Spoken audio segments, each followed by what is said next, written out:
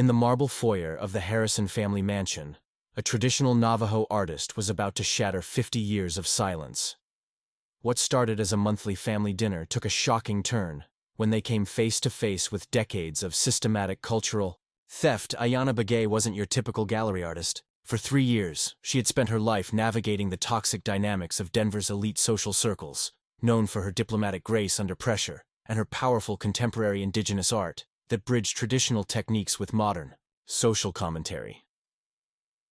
When she encountered William Harrison's most vicious racist attack during what should have been a celebration, she had no idea she was walking into a moment that would expose a criminal empire. Aiyana's decision to investigate her father-in-law's authentic Native American resort experiences would lead to the largest indigenous land rights case in decades. What began as personal humiliation would become a federal racketeering investigation. The Harrison family empire would never be the same after one woman chose justice over family loyalty, transforming from a victim seeking acceptance into a fierce advocate who brought down a 50-year conspiracy built on stolen sacred land and cultural appropriation. Before we jump back in, tell us where you're tuning in from, and if this story touches you, make sure you're subscribed, because tomorrow I've saved something extra special for you. The light caught the silver threads woven through the deep, turquoise fabric, creating patterns that seemed to shift and breathe against the gallery's white walls. Aiyana Begay stood before her latest piece, watching how visitors moved around reclaimed voices. A 7-foot installation that combined traditional Navajo weaving techniques with contemporary materials and social commentary. The silver threads formed the shapes of barbed wire and chain-link fencing, interrupting the traditional patterns her grandmother had taught her, creating a visual representation of how colonization had fractured indigenous communities. "The juxtaposition is extraordinary," said Dr. Sarah Crow Feather, approaching with her characteristic measured stride. The Lakota professor had been Aiyana's mentor since graduate school, helping her navigate the often hostile terrain of the contemporary art world. "You've managed to honor the traditional forms while making a statement that's impossible to ignore." Aiyana felt the familiar flutter of pride mixed with uncertainty. After 3 years of marriage to Michael Harrison, she still found herself seeking validation for work that, in her bones, she knew was powerful and necessary. "My grandmother always said that our patterns tell stories. I wanted to tell the story of what happens when those patterns get broken."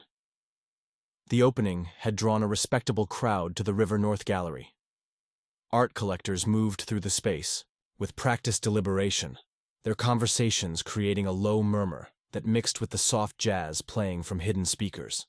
Several pieces already bore the small red dots indicating sales, including Urban Res, a ceramic installation that featured traditional pottery forms embedded with circuit boards and LED lights, a commentary on how indigenous communities navigated between traditional ways and modern technology. Aiyana had spent months preparing for this show, her first solo exhibition since moving to Denver. Each piece represented not just artistic expression but cultural preservation, a bridge between the world she'd grown up in on the Navajo Nation and the urban art scene where she now tried to make her voice heard. Michael appeared at her elbow, wineglass in hand, his face flushed with the excitement that always accompanied her professional successes. "The review in Westward was incredible," he said, squeezing her hand. "They called you a vital new voice in contemporary indigenous art." She smiled, grateful for his support, even as she noticed how he'd emphasized the word indigenous slightly, as if he were still getting used to the terminology. Michael meant well. He'd been attracted to her work before he'd been attracted to her, had approached her at another gallery opening 2 years earlier with genuine questions about her artistic process. But sometimes she caught him talking about her art as if it were exotic rather than authentic, interesting rather than essential. The gallery owner, Janet Morrison, materialized beside them with the smooth efficiency of someone used to managing artists and collectors. "Aiyana, there's someone from the Denver Art Museum who wants to discuss a potential acquisition, and Channel 7 would like to do a brief interview." Before Aiyana could respond, a commotion near the entrance drew their attention. The gallery's glass doors had opened to admit a group of people whose very presence seemed to shift the room's energy. William Harrison entered first, his silver hair perfectly styled, his navy blazer tailored to emphasize his still broad shoulders, at 68. Behind him came Patricia, elegant in understated pearls and a cream silk blouse, followed by Emma, Michael's younger sister, whose uncertain smile suggested she'd rather be anywhere else. Aiyana felt her stomach tighten. Michael had assured her his family would attend. But seeing William here, in this space where her cultural identity was laid bare through her art, felt suddenly vulnerable and exposed. "Well?" William's voice carried across the gallery with the authority of someone accustomed to commanding attention. Quite a turnout for ethnic crafts. The conversations around them didn't exactly stop, but Aiyana noticed several people glancing in their direction. Dr. Crowfeather's expression hardened almost imperceptibly, her academic training warring with her protective instincts. Michael moved toward his father with the careful diplomacy Aiyana had learned to recognize. "Dad, I'm glad you could make it. This is a really important show for Aiyana." William's gaze swept across the nearest pieces with the dismissive efficiency of someone cataloging inventory. "I'm sure it is, though I have to wonder." He paused at reclaimed voices, his head tilted as if trying to solve a puzzle. "Is this what passes for fine art these days? Looks more like something you'd find at a roadside trading post." The words hit Aiyana like a physical blow. She'd prepared for critical reviews, for pieces that might not sell, for the general indifference that often greeted Indigenous artists in mainstream spaces. She hadn't prepared for this, her father-in-law's casual dismissal delivered in front of gallery patrons, potential buyers, and her mentor. Patricia moved closer to Urban Res, her interest appearing genuine. "This is fascinating, Aiyana. The way you've incorporated the modern elements." But her voice trailed off as William's attention turned toward her, and she stepped back slightly, deferring to his presence. "Playing with clay and beads," William continued, loud enough that nearby conversations faltered.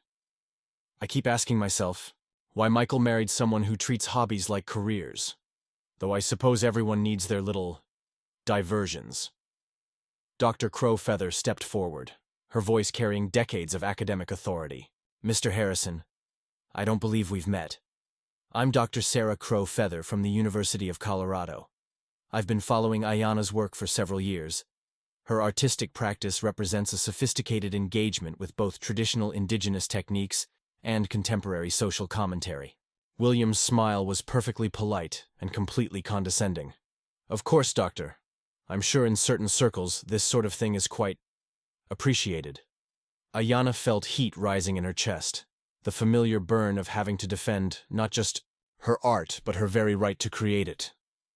Around them the gallery continued its polite murmur, but she could sense the shift in attention, the way people were beginning to listen without appearing to.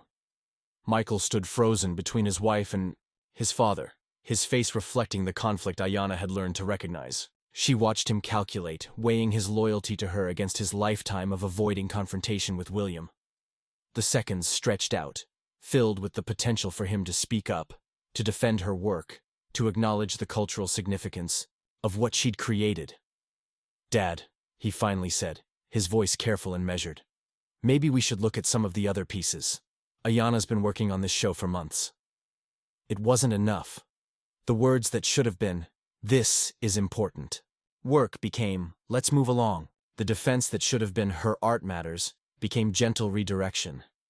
Aiyana felt something crack inside her chest, a hairline fracture in the foundation of trust she'd built around her marriage. Emma, who had been standing silently behind her parents, caught Aiyana's eye and offered an apologetic smile. But even that felt hollow against the weight of William's dismissal and Michael's failure to truly stand up for her. "I think," William announced, checking his Rolex with theatrical precision, "we've seen enough for one evening.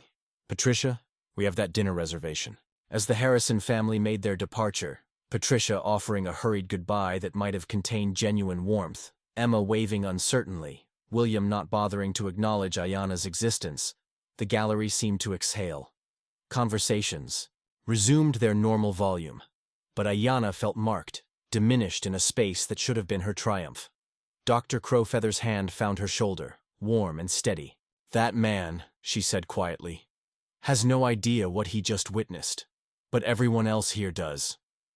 Aiyana nodded, trying to recapture the pride she'd felt just minutes earlier. But something had shifted. The red dots beside her pieces, the positive reviews. In the marble foyer of the Harrison family mansion, A traditional Navajo artist was about to shatter 50 years of silence. What started as a monthly family dinner took a shocking turn when they came face to face with decades of systematic cultural theft. Aiyana Begay wasn't your typical gallery artist. For 3 years, she had spent her life navigating the toxic dynamics of Denver's elite social circles, known for her diplomatic grace under pressure and her powerful contemporary Indigenous art that bridged traditional techniques with modern social commentary. When she encountered William Harrison's most vicious racist attack during what should have been a celebration, she had no idea she was walking into a moment that would expose a criminal empire. Aiyana's decision to investigate her father-in-law's authentic Native American resort experiences would lead to the largest Indigenous land rights case in decades. What began as personal humiliation would become a federal racketeering investigation. The Harrison family empire would never be the same after one woman chose justice over family loyalty, transforming from a victim seeking acceptance into a fierce advocate who brought down a 50-year conspiracy built on stolen sacred land and cultural appropriation. Before we jump back in, tell us where you're tuning in from. And if this story touches you, make sure you're subscribed, because tomorrow, I've saved something extra special for you. The light caught the silver threads woven through the deep turquoise fabric, creating patterns that seemed to shift and breathe against the gallery's white walls. Aiyana Begay stood before her latest piece, watching how visitors moved around reclaimed voices. A 7-foot installation that combined traditional Navajo weaving techniques with contemporary materials and social commentary. The silver threads formed the shapes of barbed wire and chain-link fencing, interrupting the traditional patterns her grandmother had taught her, creating a visual representation of how colonization had fractured Indigenous communities. "The juxtaposition is extraordinary," said Dr. Sarah Crowfeather, approaching with her characteristic measured stride. The Lakota professor had been Aiyana's mentor since graduate school, helping her navigate the often hostile terrain of the old contemporary art world. "You've managed to honor the traditional forms while making a statement that's impossible to ignore." Aiyana felt the familiar flutter of pride mixed with uncertainty. After 3 years of marriage to Michael Harrison, she still found herself seeking validation for work that, in her bones, she knew was powerful and necessary. "My grandmother always said that our patterns tell stories. I wanted to tell the story of what happens when those patterns get broken." The opening had drawn a respectable crowd to the River North Gallery. Art collectors moved through the space, with practiced deliberation, their conversations creating a low murmur that mixed with the soft jazz playing from hidden speakers. Several pieces already bore the small red dots indicating sales, including Urban Res, a ceramic installation that featured traditional pottery forms embedded with circuit boards and LED lights, a commentary on how Indigenous communities navigated between traditional ways and modern technology. Aiyana had spent months preparing for this show, her first solo exhibition since moving to Denver. Each piece represented not just artistic expression, but cultural preservation, a bridge between the world she'd grown up in on the Navajo Nation and the urban art scene where she now tried to make her voice heard. Michael appeared at her elbow, wine glass in hand, his face flushed with the excitement that always accompanied her professional successes. "The review in Westward was incredible," he said, squeezing her hand. "They called you a vital new voice in contemporary Indigenous art." She smiled, grateful for his support even as she noticed how he'd emphasized the word Indigenous slightly, as if he were still getting used to the terminology. Michael meant well. He'd been attracted to her work before he'd been attracted to her, had approached her at another gallery opening 2 years earlier with genuine questions about her artistic process. But sometimes she caught him talking about her art as if it were exotic rather than authentic, interesting rather than essential. The gallery owner, Janet Morrison, materialized beside them with the smooth efficiency of someone used to managing artists and collectors. "Aiyana, there's someone from the Denver Art Museum who wants to discuss a potential acquisition, and Channel Sayas 7 would like to do a brief interview." Before Aiyana could respond, a commotion near the entrance drew their attention. The gallery's glass doors had opened to admit a group of people whose very presence seemed to shift the room's energy. William Harrison entered first, his silver hair perfectly styled, his navy blazer tailored to emphasize his still broad shoulders at 68. Behind him came Patricia, elegant in understated pearls and a cream silk blouse, followed by Emma, Michael's younger sister, whose uncertain smile suggested she'd rather be anywhere else. Aiyana felt her stomach tighten. Michael had assured her his family would attend. But seeing William here, in this space where her cultural identity was laid bare through her art, felt suddenly vulnerable and exposed. Well, William's voice, carried across the gallery with the authority of someone accustomed to commanding attention. Quite a turnout for ethnic crafts. The conversations around them didn't exactly stop, but Aiyana noticed several people glancing in their direction. Dr. Crowfeather's expression hardened almost imperceptibly, her academic training warring with her protective instincts. Michael moved toward his father with the careful diplomacy Aiyana had learned to recognize. "Dad, I'm glad you could make it. This is a really important show for Aiyana." William's gaze swept across the nearest pieces with the dismissive efficiency of someone cataloging inventory. "I'm sure it is, though I have to wonder." He paused at reclaimed voices, his head tilted as if trying to solve a puzzle. "Is this what passes for fine art these days? Looks more like something you'd find at a roadside trading post." The words hit Aiyana like a physical blow. She'd prepared for critical reviews, for pieces that might not sell, for the general indifference that often greeted Indigenous artists in mainstream spaces. She hadn't prepared for this. Her father-in-law's casual dismissal delivered in front of gallery patrons, potential buyers, and her mentor. Patricia moved closer to Urban Res, her interest appearing genuine. "This is fascinating, Aiyana, the way you've incorporated the modern elements." But her voice trailed off as William's attention turned toward her, and she stepped back, slightly deferring to his presence. "Playing with clay and beads," William continued, loud enough that nearby conversations faltered.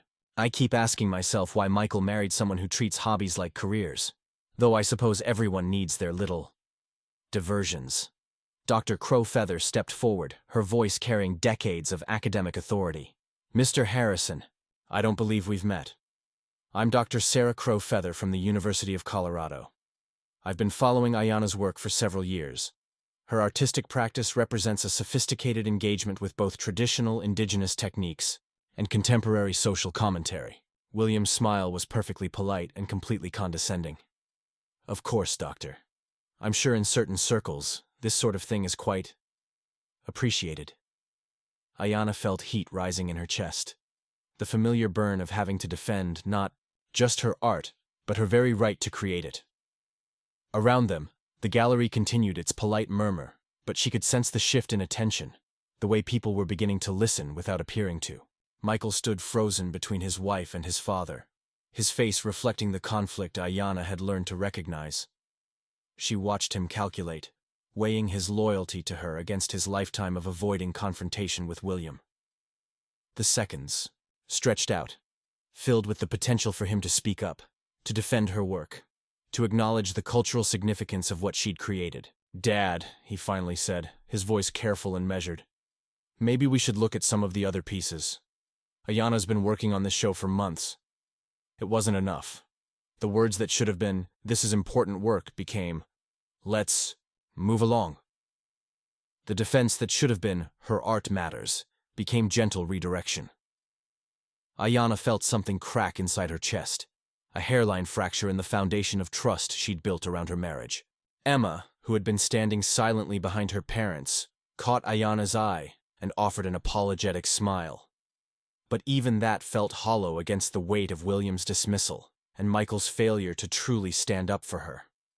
"I think," William announced, checking his Rolex with theatrical precision, "we've seen enough for one evening. Patricia, we have that dinner reservation." As the Harrison family made their departure, Patricia offering a hurried goodbye that might have contained genuine warmth, Emma waving uncertainly, William not bothering to acknowledge Aiyana's existence, the gallery seemed to exhale. Conversations resumed their normal volume, but Aiyana felt marked, diminished in a space that should have been her triumph. Dr. Crowfeather's hand found her shoulder, warm and steady. "That man," she said quietly, "has no idea what he just witnessed, but everyone else here does." Aiyana nodded, trying to recapture the pride she'd felt just minutes earlier. But something had shifted. The red dots beside her pieces, The positive reviews, the interest from collectors.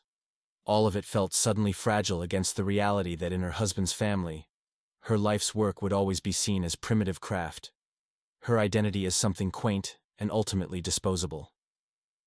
The gallery. Light seemed harsher now, exposing rather than illuminating. And somewhere in the back of her mind, Aiyana found herself wondering if seeking acceptance from people who would never see her as fully human was a battle worth fighting. Or if it was time to stop asking for validation and start demanding respect. The gallery light seemed harsher now, exposing rather than illuminating. And somewhere in the back of her mind, Aiyana found herself wondering if seeking acceptance from people who would never see her as fully human was a battle worth fighting, or if it was time to stop asking for validation and start demanding respect. 3 weeks later, that question still haunted her as she stood in the marble foyer of the Harrison family home in Cherry Hills Village, watching Michael adjust his tie in the antique mirror that had belonged to his great-grandmother. The monthly family dinner loomed ahead like a diplomatic mission in hostile territory. "You look beautiful," Michael said, turning to face her. She wore a simple black dress with turquoise jewelry her grandmother had made. Pieces that felt like armor tonight, reminders of who she was beneath the performance of fitting in. The Harrison house sprawled across 2 acres of manicured landscape, its Tudor Revival architecture designed to project old money stability. Inside, everything spoke of wealth accumulated over generations. Persian rugs, oil paintings of stern-faced ancestors, furniture that had survived multiple wars and economic collapses. It was the kind of house that made visitors speak in hushed tones, aware they were walking through someone else's legacy. Patricia Harrison emerged from the kitchen, her smile bright but strained. "Aiyana, wonderful to see you. How has the response been to your gallery show?" Before Aiyana could answer, William's voice boomed from the dining room. "Patricia, what's taking so long? Our guests will think we've forgotten how to manage a simple dinner party." The guests turned out to be the Thorntons, longtime family, friends whose oil fortune had been built in the same era as the Harrison real estate empire. Richard Thornton had the bearing of someone who'd never questioned his place in the world, while his wife Margaret possessed the particular confidence that came from inherited wealth and social position. Their adult son, James, worked in finance, and spoke with the casual authority of someone who'd never met a problem that couldn't be solved with the right connections. "Aiyana creates the most interesting art," Patricia announced as they settled around the dining table that could easily seat 14. She had a gallery show just recently.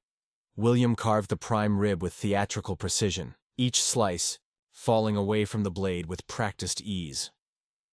Interesting is certainly one word for it. Though I have to ask, and I'm genuinely curious here, when do you plan to transition into something more substantial? Aiyana felt her jaw tighten, but kept her voice level. "I'm not sure what you mean." "Well," William continued, not looking up from his carving, "the art thing is charming, but surely you're planning to develop some real career skills.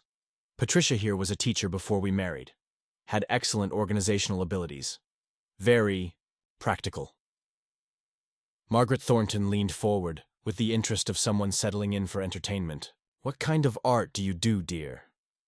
"I work in traditional and contemporary Native American forms," Aiyana replied.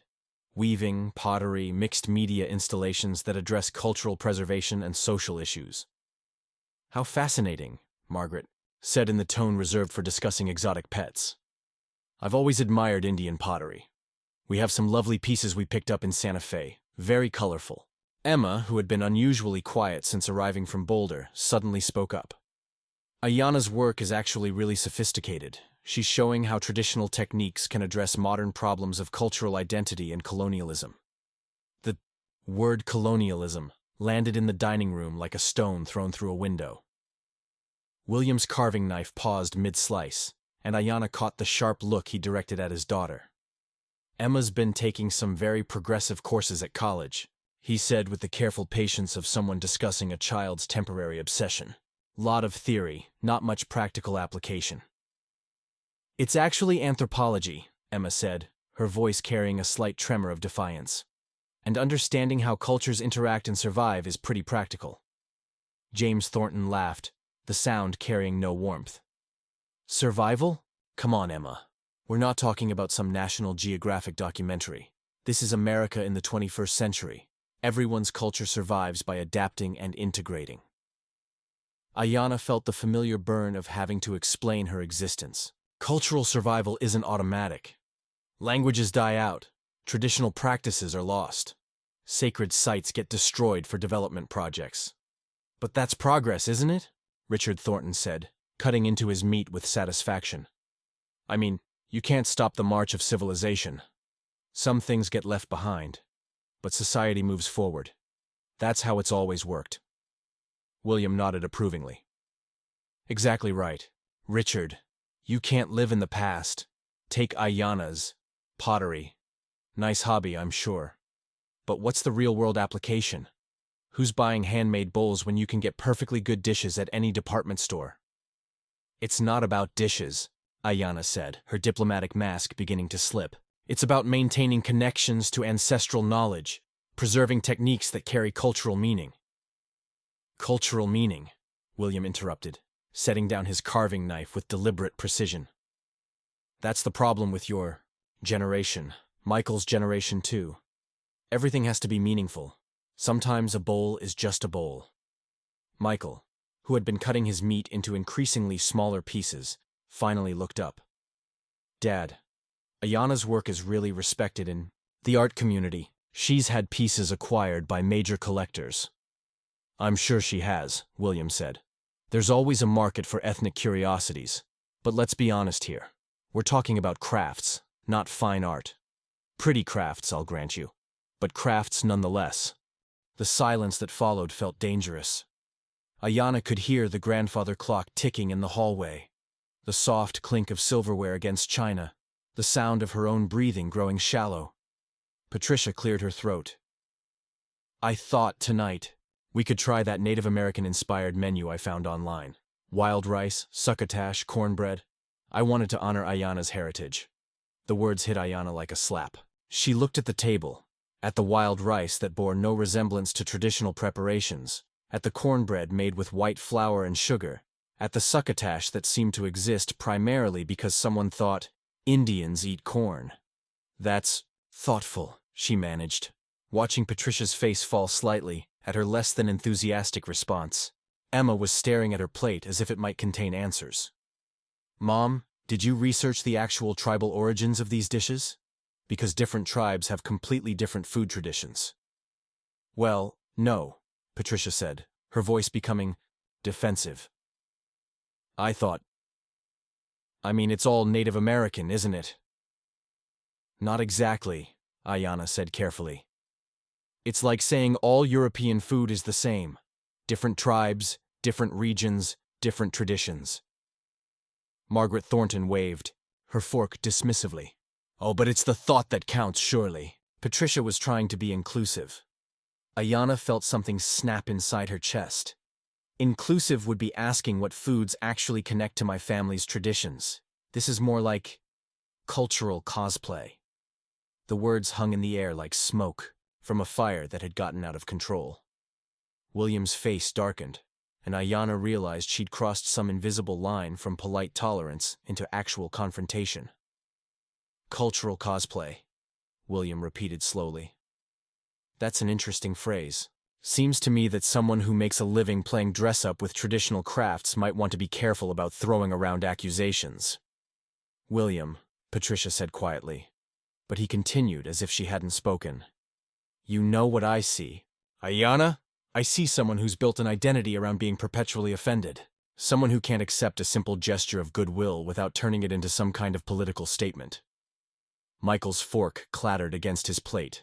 Dad, that's not what? William's attention swung toward his son like a searchlight.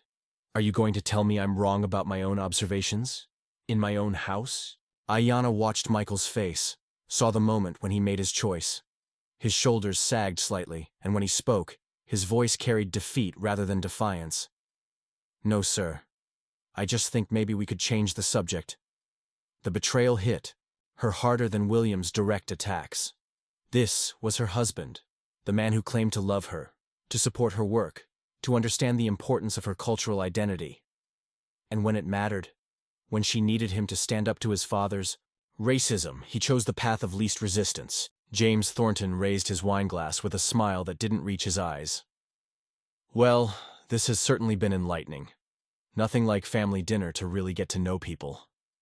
Aiyana excused herself to the bathroom, needing space to breathe, to think, to decide whether she could sit through the rest of this meal without saying something that would burn every bridge she'd tried to build with Michael's family. In the marble-appointed powder room, she stared at her reflection and saw her grandmother's eyes looking back. Eyes that had watched a culture survive boarding schools, land theft, and systematic attempts at erasure. Eyes that had never learned to apologize for existing. When she returned to the dining room, the conversation had moved on to safer topics. Stock portfolios and vacation plans, the social calendar that defined their world. But the damage was done. She could feel it in the way Patricia avoided eye contact, in the satisfied set of William's shoulders, in the misery radiating from Emma, who kept glancing at her with something that might have been apology. Most of all, she could feel it in Michael's careful attention to his plate, the way he'd retreated into the shell of politeness that had protected him from his father's displeasure his entire life. As dessert was served, tiramisu that Patricia announced was much more sophisticated than what she'd originally planned. Aiyana made a decision. She was done seeking approval from people who would never see her as fully human. She was done making herself smaller to fit into spaces that had never been designed for her. But what she wasn't sure about yet was whether her marriage could survive the woman she was about to become. What she wasn't sure about yet was whether her marriage could survive the woman she was about to become. The thought followed Aiyana, like a shadow during the drive back to their Cherry Creek condo, through Michael's careful attempts at conversation, and into the restless sleep that finally claimed her near dawn. When she woke, the need to go home, really home, pulled at her like gravity. 2 days later, she was driving south on Highway 491, watching the landscape transform from Denver's urban sprawl to the high desert country that had shaped her bones. The Sangre de Cristo Mountains rose purple against the morning sky, and with each mile, she felt something tight in her chest begin to loosen. Her grandfather's house sat on a rise overlooking the valley where 3 generations of Begays had raised sheep and children, where her grandmother had taught her that every thread in a weaving carried the weaver's spirit. The adobe walls had been replastered recently, but the building seemed to grow from the earth itself, as much a part of the landscape as the juniper trees and red rock formations that surrounded it. Joseph Begay was waiting on the portal, his weathered hands wrapped around a cup of coffee, his long silver hair braided with the precision that spoke of decades of military discipline, followed by decades of traditional practice. At 86, he moved with the careful deliberation of someone who had learned to conserve energy for what mattered. "Grandfather," Aiyana said in Navajo, the language feeling like cool water after the arid conversations of the past weeks. "Granddaughter," he replied, setting down his coffee to embrace her. His hug smelled of sage and cedar, of wood smoke, and the peculiar clean scent of high desert air. "You look tired." "I am tired," she admitted, switching to English as they settled onto the wooden bench he'd built 40 years earlier. "Tired of explaining myself. Tired of being polite to people who think my life is quaint." Joseph nodded slowly, his dark eyes studying the horizon where morning clouds were building against the peaks. "Your husband's family." It wasn't a question. Aiyana had called him after the gallery opening, had tried to explain William's dismissal without revealing how deeply it had cut. But Joseph Begay had raised 5 children and helped raise 16 grandchildren. He knew the sound of a heart being broken by small cuts. "They don't see me," she said. "They see some idea of what they think I should be. Grateful. Quiet. Someone who makes pretty things that don't challenge anything." "And your husband?" Aiyana was quiet for a long moment, watching a red-tailed hawk circle overhead. "Michael loves me. But he loves the version of me that fits into his world. When that version gets complicated, he disappears," Joseph finished. "He gets diplomatic." Joseph chuckled, the sound dry as wind through juniper needles. "Same thing." They sat in comfortable silence as the sun climbed higher, burning off the morning coolness. This was one of the things Aiyana had missed most about home. The way silence could be conversation. The way time moved at the speed of seasons rather than schedules. "Come," Joseph said finally, rising with the careful dignity that had never left him despite arthritis and age. "Your grandmother's loom is still warped. She would want you to finish what she started. The loom stood in the back room where it had always been, near the window that caught the best light. The warp threads hung straight and true, their natural wool color waiting for the patterns that would give them meaning. Aiyana's grandmother had died 6 months earlier, but her presence lingered here among the balls of hand-spun yarn, the combs, and battens worn smooth by decades of use. She was working on a storm pattern, Joseph said, running his fingers along the unused warp. Said it was for you. Said you'd know what it meant when you were ready. Aiyana settled onto the wooden stool her grandmother had used, feeling the weight of tradition in her hands as she picked up the shuttle. The storm pattern was one of the most complex in Navajo weaving, a representation of the chaos that life could bring, but also of the strength needed to weather it. As she began to work, muscle memory guiding her movements, Joseph settled into his chair nearby and began to speak. When I was 7, he said, his voice taking on the cadence of storytelling, the government men came and took me to boarding school, cut my hair, burned my clothes, told me that everything my family had taught me was wrong, evil, something to be ashamed of. Aiyana had heard pieces of this story before, but never the whole thing. Her grandmother had protected the grandchildren from the worst details, wanting them to understand their history without being crushed by it. For 8 years, they tried to kill the Indian in me, beat me for speaking Navajo, punished me for remembering the songs my grandfather taught me, made me ashamed of who I was. The shuttle moved smoothly through the warp, each pass adding color and pattern to what had been empty space. Aiyana found herself matching the rhythm of her weaving to the rhythm of his words. But here's what they didn't understand. Joseph continued, you can't kill something that lives in the spirit. You can bury it, hide it, make it go underground. But it survives, waits, grows stronger in the dark. He paused, watching her hands work. When I came home, I had to choose. Be ashamed of what they'd tried to teach me to be ashamed of, or reclaim what was mine. What did you choose? Both, he said simply. I learned to speak English without an accent. Went to college on the GI Bill. Became successful in the white world. But I also came home to the res. Learned the ceremonies my grandfather thought had been lost. Married your grandmother and spoke Navajo to my children. Aiyana's hands stilled on the loom. How did you know which world to live in? Child, Joseph said, leaning forward in his chair. That's the wrong question. The question is, how do you live as yourself in whatever world you find yourself in? Before she could respond, the sound of an engine drew their attention. Through the window, they watched a dust cloud approach, resolving into a battered pickup truck that pulled up beside Aiyana's sedan. Robert So climbed out, his long hair pulled back in a ponytail, his t-shirt bearing the logo of the Indigenous Environmental Network. Aiyana's cousin had always been the family radical, the one who got arrested at pipeline protests, who organized resistance to uranium mining, who never met an injustice he wouldn't fight. Cousin, he said, embracing Aiyana with the fierce intensity that characterized everything he did. Grandfather told me you were here. Good timing. He carried a laptop bag and a manila folder thick with documents. I've been researching your husband's family business. What I found. You're going to want to see this. Joseph's expression grew serious. What kind of research? Robert opened his laptop on the kitchen table, his fingers moving quickly. Across the keys. Harrison Resort Corporation owns 6 luxury properties across Colorado, New Mexico, and Arizona, all of them marketed as authentic Southwest experiences, featuring Native American cultural immersion.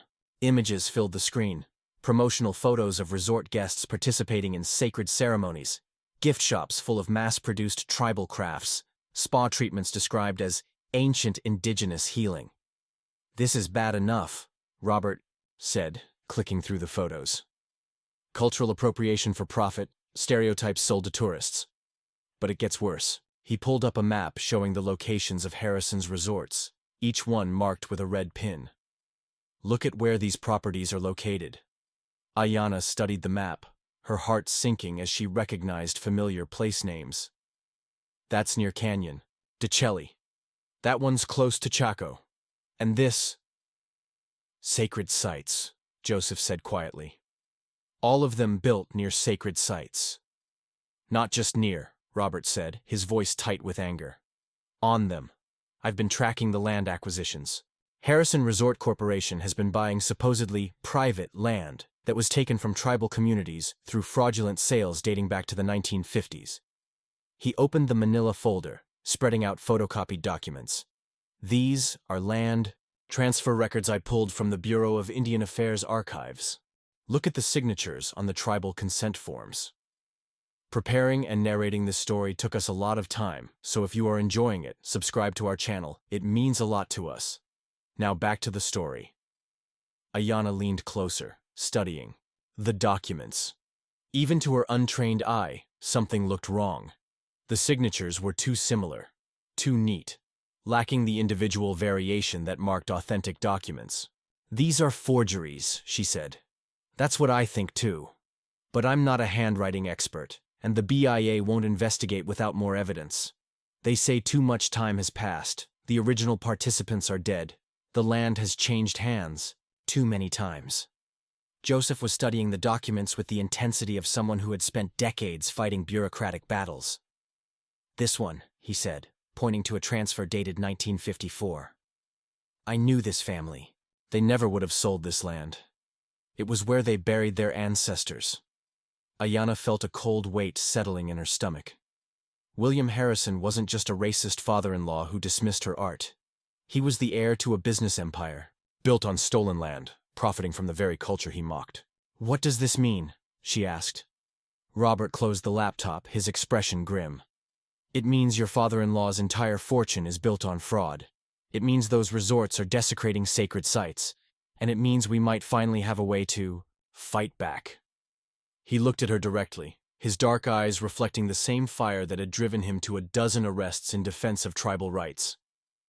But we'll need someone on the inside, someone who can get us access to Harrison's private records, someone the family trusts. Aiyana understood what he was asking, felt the weight of it settle across her shoulders like a ceremonial blanket. She looked at the storm pattern taking shape on her grandmother's loom, at the documents spread across the table, at her grandfather's face marked by decades of struggle and survival. I don't know if I can do this, she said quietly. Joseph reached across the table and covered her hand with his own. Your grandmother used to say that the spirits don't give us challenges we can't handle, but they do give us challenges that require us to become who we're meant to be. Outside, the wind picked up, rattling the windows and carrying the scent of approaching rain. Aiyana thought about the woman she'd been at the gallery opening, seeking approval, trying to fit in, making herself smaller to avoid conflict. Then she thought about the woman who'd sat through that dinner party, swallowing insults and watching her husband choose his father's comfort over her dignity. That woman was already gone, burned away by humiliation and recognition. The question now was who would take her place. Tell me what you need, she said. Tell me what you need, she said. The words echoed in Aiyana's mind during the drive back to Denver. Through the awkward dinner with Michael where she deflected his questions about her retreat, and into the sleepless hours when she lay staring at the ceiling of their Cherry Creek condo, feeling like a stranger in her own life. Michael had been increasingly solicitous since her return, bringing her coffee in the morning, asking about her work, suggesting they take a weekend trip to Aspen. His guilt was palpable, hanging between them like morning fog, but his efforts felt performative rather than authentic. Apologies delivered through actions rather than words. Concern expressed without acknowledgement of what had caused her to flee to the reservation in the first place. You seem different, he said over breakfast 3 days after her return, his lawyer's instincts picking up on shifts too subtle for casual observation. More distant. Aiyana stirred honey into her tea, watching the golden swirls dissolve into amber transparency. I've been thinking about things. What kind of things? She looked at him across their granite kitchen island. This man she'd fallen in love with at that gallery opening 2 years ago, who'd seemed so different from his family, so genuinely interested in her perspective and her art. His brown hair was slightly mussed from sleep, his blue eyes carrying the particular concern of someone who sensed trouble but couldn't identify its source. About us. About how we navigate differences. Michael's coffee cup paused halfway to his lips. What do you mean? I mean, Aiyana said carefully, That your family's behavior at that dinner wasn't just rude. It was racist. And when you asked me to try harder to fit in, you were asking me to accept that racism as the price of admission to your world. The word racist hung in the air between them like a challenge. She watched Michael's face cycle through expressions: surprise, denial, discomfort. The particular squirm of someone being asked to see privilege they'd spent a lifetime not noticing. I don't think Dad meant Michael. Aiyana's voice cut through his deflection with surgical precision. Your father compared my art to roadside trinkets. He dismissed my career as a hobby. He suggested I should be grateful that white civilization had elevated me from savagery. Which part of that wasn't racist? Michael set down his coffee cup with excessive care, buying time to formulate a response that wouldn't detonate the conversation entirely. Dad can be insensitive. He's from a different generation with different ideas about don't. The word came out sharper than Aiyana intended. Don't excuse racism as generational difference. Your father is 68, not 108. He was alive during the civil rights movement. He's had plenty of opportunity to evolve. Okay, Michael said, his voice taking on the measured tone she recognized from his professional life. You're right. Dad was out of line. But storming out doesn't solve anything. It just creates more tension. I didn't storm out. I excused myself politely and endured the rest of the evening while your family treated me like an educational exhibit. Michael pushed back from the counter, his frustration finally showing. So, what do you want me to do? Cut off contact with my family? Choose between you and them? The question revealed everything. His assumption that loving her meant sacrificing his comfort, rather than simply demanding that his family treat her with basic respect. Aiyana felt something crack inside her chest, a hairline fracture that had been growing since the gallery opening. I want you to choose me, she said quietly. Not instead of them, but when it matters. I want you to understand that asking me to tolerate racism isn't compromise, it's complicity. Before Michael could respond, the doorbell chimed through their condo. Through the frosted glass beside their front door, Aiyana could make out a familiar silhouette. Emma Harrison, shifting nervously from foot to foot. Michael opened the door to find his sister holding a coffee tray from the shop downstairs and wearing an expression of determined anxiety. I brought peace offerings, Emma said, holding up the tray. And an apology. Can I come in? Emma Harrison, at 23, carried herself with the particular uncertainty of someone who'd recently realized that everything she'd been taught about the world might be wrong. Her anthropology degree had given her just enough knowledge to recognize the problems in her family's worldview, but not enough confidence to challenge them directly. They settled in Aiyana and Michael's living room. Emma perched on the edge of the leather sofa, as if ready to flee at the first sign of hostility. I need to apologize for the other night, she began, her words tumbling together in nervous haste. For Dad. For Mom. For me just sitting there like a useless lump while Dad said those awful things.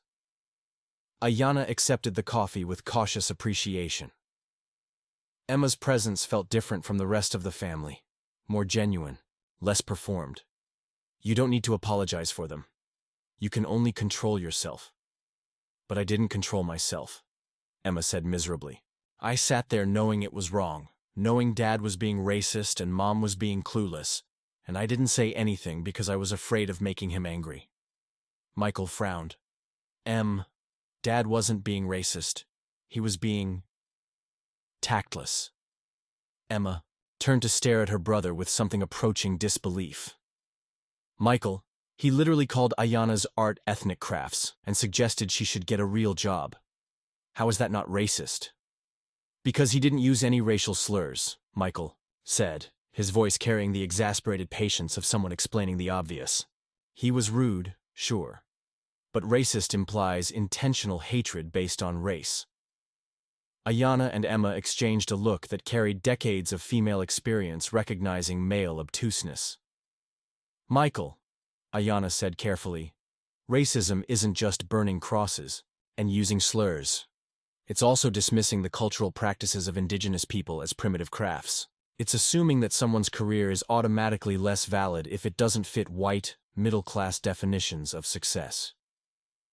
And it's making jokes about Indian time and asking why someone doesn't just assimilate into mainstream culture, Emma added, finding her voice. I've been thinking about this since Tuesday. About all the times Dad has made comments like that, and how I never really heard them before. Michael looked between his wife and his sister with the expression of someone who'd walked into a conversation already in progress. I feel like I'm missing something here. Emma pulled out her phone, scrolling through screens with the determined efficiency of someone who'd been researching. So, I've been reading about microaggressions and cultural appropriation. Did you know that Dad's resorts have been criticized by tribal activists for their authentic Indian experience marketing? Aiyana went very still. What do you mean? There are these protest websites calling out Harrison Resort Corporation for cultural appropriation. They say the resorts take sacred ceremonies and turn them into tourist entertainment. And some of the locations.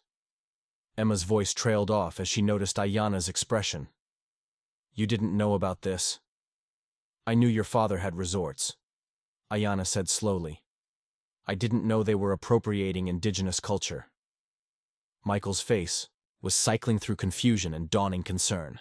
What exactly are you two talking about? Emma turned her phone screen toward them. The website showed photos of resort guests participating in traditional sweat lodge ceremonies, led by white staff in costume, gift shops selling mass-produced, authentic tribal crafts made in China, and promotional materials promising spiritual journeys into ancient Indian wisdom. Aiyana felt sick. This wasn't just personal racism. This was systematic exploitation of her culture for profit. Where did you find this? Google, Emma said simply. I searched Harrison Resort's cultural appropriation and found pages of complaints. Tribal activists have been calling Dad's business out for years. Michael was staring at the phone screen with the expression of someone watching a car accident. I had no idea. Dad never. He always talked about the resorts as luxury destinations, not this. Because this is what he does, Aiyana said, her voice hollow. He dismisses Indigenous culture as primitive when it suits him, then packages it as exotic entertainment when it profits him. Her phone buzzed with a text from Robert. Found more documents. Can you get access to Harrison's private files? Aiyana looked at the message, then at Emma's earnest face, then at Michael's growing distress. The fracture in her chest widened, creating space for a decision that would change everything. Emma, she said carefully. How much do you know about your father's business practices? Not much, Emma admitted. He doesn't really talk about work stuff with the family. Why? Because I think there might be more to this than cultural appropriation. And if there is... Aiyana looked at Michael, seeing in his face the same struggle she'd been wrestling with. The collision between love and justice, between family loyalty and moral obligation. If there is, she continued, I might need allies who understand that some things are more important than keeping the peace.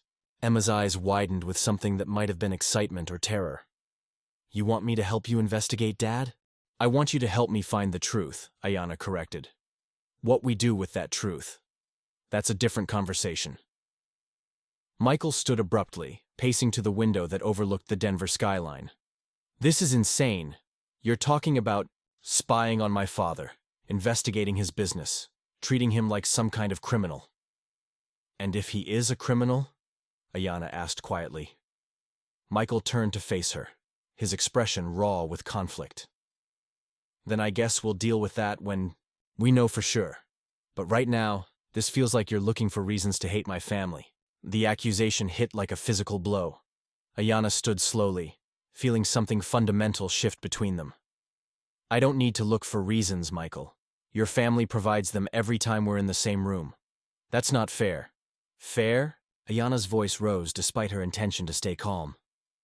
What's not fair is asking me to smile politely while your father mocks my heritage.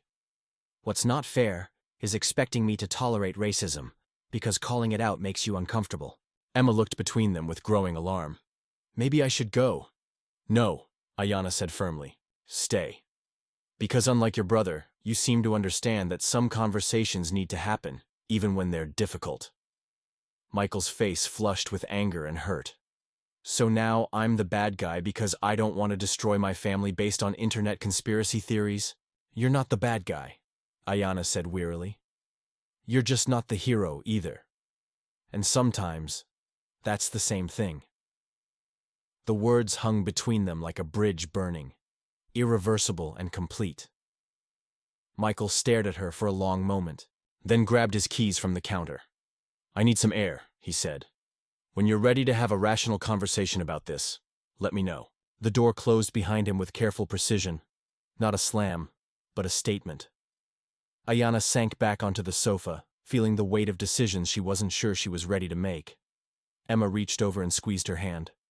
For what it's worth, she said quietly, I think you're right. And I think my brother knows you're right, which is why he's so scared. Aiyana looked at this young woman who might be her only ally in a family that had never wanted to accept her, feeling the storm pattern from her grandmother's loom taking shape in her own life. Chaos and strength, destruction and creation, all woven together in patterns too complex to predict. Are you sure you want to help me? She asked. This could get ugly. Emma's smile was shaky but determined. Aiyana, I've spent my whole life watching my family treat people like they're less than human. If there's a chance to change that, I'm in. Outside, storm clouds were building over the Rockies, promising rain and change and the kind of weather that tested foundations. Aiyana pulled out her phone and typed a response to Robert. I'm in.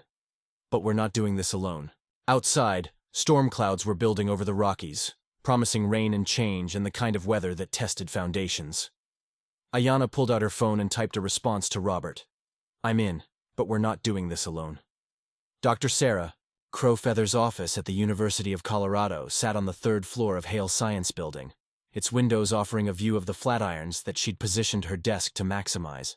Books lined every available wall space, academic texts on Indigenous studies, cultural anthropology, and federal Indian law mixed with novels by Native authors and historical documents that bore the particular weight of primary sources.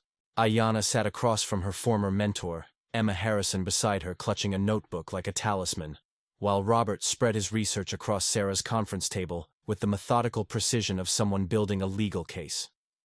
Before we go any further, Sarah said, her voice carrying the authority of someone who'd spent 2 decades fighting institutional racism in academia, I need everyone to understand what we're potentially walking into.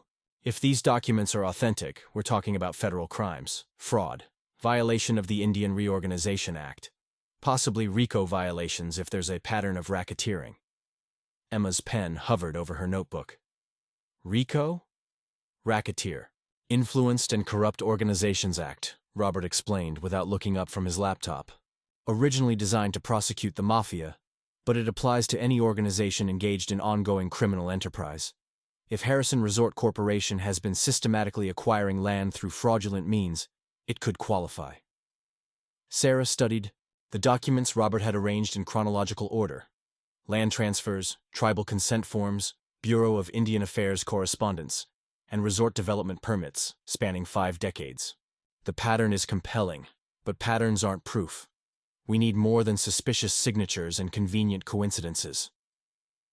That's where I come in, Emma said, her voice stronger than it had been that morning. I can get access to Dad's home, office. He keeps files there going back to when Grandpa started the business. Robert looked up sharply. What kind of files? Everything. Original contracts, correspondence, financial records. Dad's obsessive about documentation. Says you never know when you'll need to prove something in court. Aiyana felt a chill of recognition. William Harrison's arrogance might be his downfall. The same need to control and dominate that made him mock her culture might have led him to keep evidence of his crimes like trophies. That's extremely dangerous, Sarah warned. If your father discovers what you're doing, he won't, Emma said with more confidence than her trembling hands suggested. He travels constantly, and when he's home, he never goes in his office, after dinner. I know the combination to his safe. He uses Mom's birthday for everything because he thinks it makes him romantic. Robert was already pulling up maps on his laptop. We need to prioritize. If we can prove even one fraudulent land acquisition, it opens the door to investigating all of them. Which property would have the clearest paper trail? Sarah leaned over the documents, her finger tracing ownership transfers. This one, she said, pointing to a 1962 transaction in northern New Mexico. Canyon Vista Resort. The land was supposedly purchased from the Jicarilla Apache, but I know this area. It includes burial grounds that the tribe would never have sold voluntarily. I remember this case, Robert said, his voice tight with old anger. My uncle worked for the tribal council then. He always said the signatures were forged, but nobody would listen to Indians making accusations against white businessmen. Emma was scribbling notes frantically. What exactly am I looking for? Original contracts, Sarah said. Correspondence with tribal officials. Anything that shows Harrison or his father knew the land sales were fraudulent. And if you can find financial records showing payments to individuals rather than tribal governments, that would prove they were bribing people to forge signatures rather than conducting legitimate tribal negotiations, Aiyana finished. The scope of what they were contemplating settled over the room like gathering darkness. This wasn't just about exposing William Harrison's racism or even his cultural appropriation. They were potentially uncovering decades of systematic theft from indigenous communities. Robert's phone buzzed with an incoming call. He glanced at the screen and frowned. It's Marcus Yazzie. I asked him to look into the legal angles, he answered, putting the call on speaker. Marcus Yazzie's voice filled the room with the particular intensity of someone who'd spent years fighting corporate exploitation through the court system. Robert, I've been digging into Harrison Resort Corporation's legal history. You need to know that they're not operating in a vacuum. There's a network of law firms, title companies, and development corporations that have been facilitating these questionable land transfers for decades. How big a network? Sarah asked. Big enough that it suggests coordination. I found at least 6 other resort developments across the Southwest that used similar patterns. Suspicious tribal consent forms, rushed sales at below-market prices, immediate development that prevented any possibility of tribal legal challenges. Emma looked up from her notebook, her face pale. You're saying this is bigger than just my father?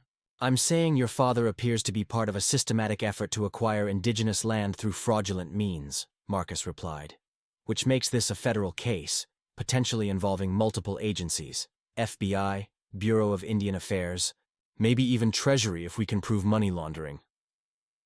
Aiyana felt the weight of what they were uncovering. This wasn't just about her personal humiliation at family dinners. This was about justice for dozens of tribal communities whose land had been stolen, whose sacred sites had been turned into playgrounds for wealthy tourists. There's something else, Marcus continued. I've been tracking Harrison's current projects. They're in the process of acquiring land near Chaco Canyon for a new resort. The preliminary agreements were filed last month. Chaco Canyon, Sarah said, her voice sharp with alarm. That's one of the most sacred sites in North America. UNESCO World Heritage Site. There's no way that sale could be legitimate. Unless someone's forging documents again, Robert said grimly. Emma set down her pen with shaking hands. I need to get into Dad's office tonight. If he's planning to desecrate Chaco Canyon. Emma, Aiyana said carefully, you don't have to do this. This is my fight. My culture being exploited. No, Emma said, her voice gaining strength. This is my family committing crimes. My inheritance built on stolen land. My responsibility to stop it.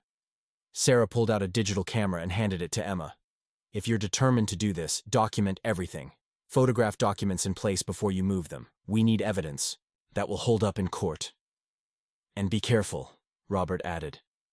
If your father is as ruthless as these documents suggest, he won't hesitate to destroy evidence or silence witnesses.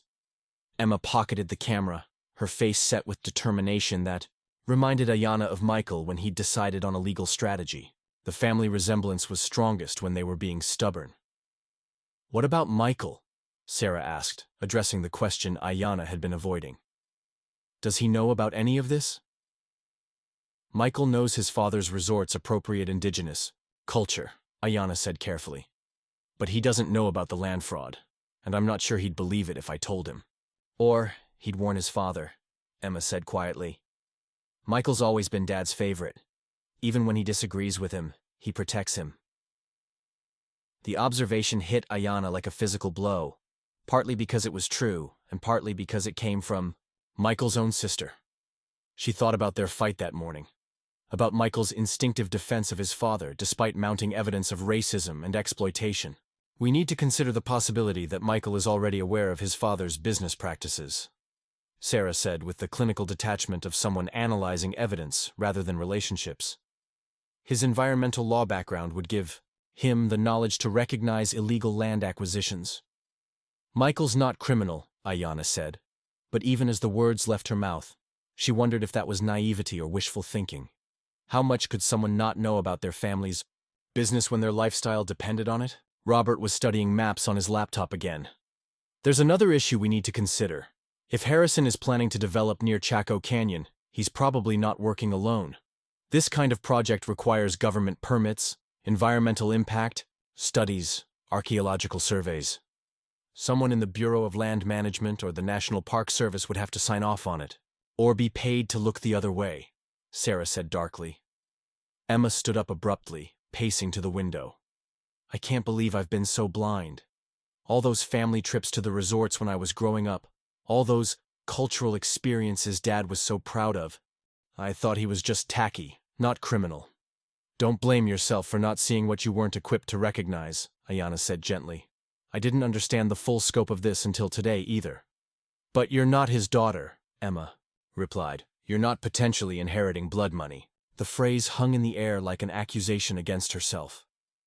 Aiyana realized that Emma was wrestling with the same moral crisis she faced, the collision between family loyalty and justice, between love and complicity. Emma, Sarah said, her voice carrying the compassion of someone who'd mentored dozens of students through moral reckonings. Discovering that your family has done terrible things doesn't make you responsible for their crimes, but what you do with that knowledge does define who you choose to be. Emma nodded, wiping her eyes with the back of her hand. Then I choose to be someone who stops this. She turned back to the group, her jaw set with determination that transformed her from uncertain college graduate to potential whistleblower. I'll get into Dad's office tonight. But I need to know, when we find the evidence, what happens next? Marcus's voice came through the phone speaker with the weight of legal experience. Then we contact the FBI, and you all need to be prepared for the fact that this will destroy the Harrison family as you know it. Aiyana thought about Michael, about their marriage hanging by threads already strained by his inability to confront his family's racism, about Patricia, who might be complicit or might be another victim, about the life she'd tried to build in Denver, in the white world that had never fully accepted her. Some things, she said quietly, need to be destroyed before they can be rebuilt properly. Outside Sarah's office window, the storm clouds had grown darker, promising the kind of weather that washed landscapes clean and left them ready for new growth. In 6 hours, Emma would be photographing documents that could bring down a 50-year criminal enterprise. In a week, federal agents might be serving warrants. In a month, Aiyana's marriage might be over. But for the first time since the gallery opening, she felt like herself again. Not the woman seeking approval from people who would never see her as fully human, but the granddaughter of Joseph Begay, the student of traditional weaving, the artist whose work carried the weight of cultural preservation and resistance. The storm was coming, but she was ready for it. The storm was coming, but she was ready for it. Emma's text arrived at 11:47 p.m. I'm in. OMG, you were right. This is so much worse than we thought. Aiyana was still awake, had been lying in bed, listening to Michael's carefully even breathing, wondering if he was actually asleep or just pretending to avoid another difficult conversation. Their fight that morning had created a canyon between them that neither seemed willing or able to cross. Her phone buzzed again. Can you meet me tomorrow morning? I need to show you this in person. Aiyana typed back. Coffee shop on 16th Street, 9 a.m. She set the phone aside and stared at the ceiling, feeling the weight of secrets pressing down like the low-pressure system that had been building over the Front Range all evening. Thunder rumbled in the distance, still miles away but approaching, with the inevitability of consequences. The next morning dawned gray and humid, the kind of weather that made everyone irritable and impatient. Aiyana arrived at the coffee shop to find Emma already there, hunched over a laptop with dark circles under her eyes and her hair pulled back in a messy ponytail that spoke of a sleepless night. I printed the most important documents, Emma said without preamble, sliding a manila envelope across the small table. But you need to see the digital files too. There are hundreds of them. Aiyana opened the envelope, her hands trembling slightly as she pulled out photocopied pages. The first document was a letter dated April 15, 1962, written on Harrison Development Corporation letterhead and signed by William's father, Charles Harrison. "Mr. Yazzie," she read aloud, her voice barely above a whisper. "Your cooperation in facilitating the Canyon Vista land transfer has been invaluable. As discussed, the additional compensation for your signature on the tribal consent forms has been deposited in the account you specified. We trust this arrangement will continue to be mutually beneficial." Emma leaned forward, her voice urgent. "That's a bribery letter, written evidence that they paid someone to forge tribal signatures." Aiyana flipped through more documents, bank records showing payments to individuals with tribal names, correspondence with title companies about expediting transfers, and, most damning of all, a handwritten note from Charles Harrison that read, "Tribal Council rejected our offer again. Proceed with Plan B. Individual payments to cooperative parties." "Plan B," Aiyana said, feeling sick. They had a systematic approach to stealing land. "It gets worse," Emma said, opening her laptop. "These are from Dad's current files." The screen showed a folder labeled Chaco Project, Confidential. Inside were preliminary agreements, environmental impact assessments, and correspondence with various government agencies.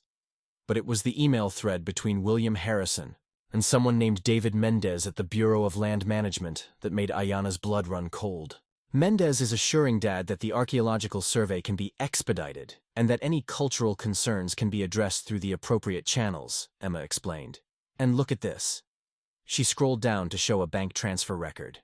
"Dad paid Mendez $50,000 last month. The memo line says, consulting fees." Aiyana stared at the evidence of ongoing corruption, feeling the scope of the Harrison family's crimes expand beyond anything she'd imagined. This wasn't just historical fraud, it was active criminal conspiracy involving federal employees. "Emma, this could bring down your entire family. Your father could go to prison. The business empire, your family's wealth, everything could be seized." Emma's laugh was bitter and hollow. "Good. Maybe it should be. What about your mother? She'll lose everything too." "Will she?" Emma pulled up another folder. "Look at this." The files showed that Patricia Harrison had her own accounts, her own assets, carefully separated from the resort corporation. More telling were the emails between Patricia and her personal attorney discussing asset protection strategies and maintaining plausible deniability. "Mom knows," Emma said flatly. "She's been protecting herself for years." Aiyana felt as if the ground was shifting beneath her feet. Patricia's polite interest in her art, her attempts at cultural appreciation, her moments of apparent guilt, all of it reframed by the evidence of deliberate complicity. "There's more," Emma said, her voice hollow with exhaustion and betrayal. "Dad has files on tribal activists who've opposed his projects. Photos, personal information, financial records. He's been having people investigated." She showed Aiyana a folder labeled Opposition Research. Inside were dossiers on Robert, on Marcus Yazzie, on Dr. Sarah Crowfeather, on dozens of Indigenous activists and tribal leaders who had spoken out against Harrison's developments. He knows about Robert's protests, Sarah's academic work, Marcus's legal challenges. He's been tracking everyone who might threaten his business. Aiyana's hands shook as she scrolled through the files. William Harrison hadn't just been stealing land and appropriating culture. He'd been conducting surveillance on the very people trying to stop him. "We need to call Robert and Sarah immediately," Aiyana said, reaching for her phone. "Wait." Emma's hand covered hers. "There's something else, something about Michael." The words hit Aiyana like ice water. "What about Michael?" Emma hesitated, her face reflecting the agony of someone about to destroy their family entirely. "There's a folder labeled Environmental Concerns, Legal Review. It's full of Michael's assessments of Dad's projects." She opened another folder on the laptop. The documents inside bore the letterhead of Michael's environmental law firm and his signature on environmental impact reviews for Harrison Resort developments. "Michael's been providing legal cover for Dad's projects for 3 years," Emma said quietly. He's been certifying that developments near sacred sites pose minimal environmental and cultural impact. Aiyana stared at her husband's signature on document after document, each one enabling another desecration of indigenous land.